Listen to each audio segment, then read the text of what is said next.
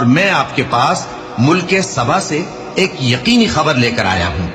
میں نے ایک عورت دیکھی کہ ان لوگوں پر حکومت کرتی ہے اور ہر چیز اسے میسر ہے، اور اس کا ایک شاندار تخت ہے۔ میں نے دیکھا کہ وہ اور اس کی قوم اللہ کو چھوڑ کر آفتاب کو سجدہ کرتی ہیں، اور شیطان نے ان کے اعمال انہیں آراستہ کر دکھائے ہیں اور ان کو رستے سے روک رکھا ہے، پس وہ رستے پر نہیں آتے اور نہیں سمجھتے ہیں کہ اللہ کو جو آسمانوں اور زمین میں چھپی چیزوں کو ظاہر کر دیتا اور تمہارے پوشیدہ اور ظاہر اعمال کو جانتا ہے، کیوں سجدہ نہ کریں؟ اللہ کے سوا کوئی عبادت کے لائق نہیں، وہی عرش عظیم کا مالک ہے۔ سلیمان نے کہا، اچھا ہم دیکھیں گے تو نے سچ کہا ہے یا تو جھوٹا ہے۔ یہ میرا خط لے جا اور اسے ان کی طرف ڈال دے، پھر ان کے پاس سے ہٹ جانا اور دیکھنا کہ وہ کیا جواب دیتی ہیں۔ ملکہ نے کہا کہ دربار والو، مجھ تک ایک نامہ گرامی پہنچایا گیا ہے،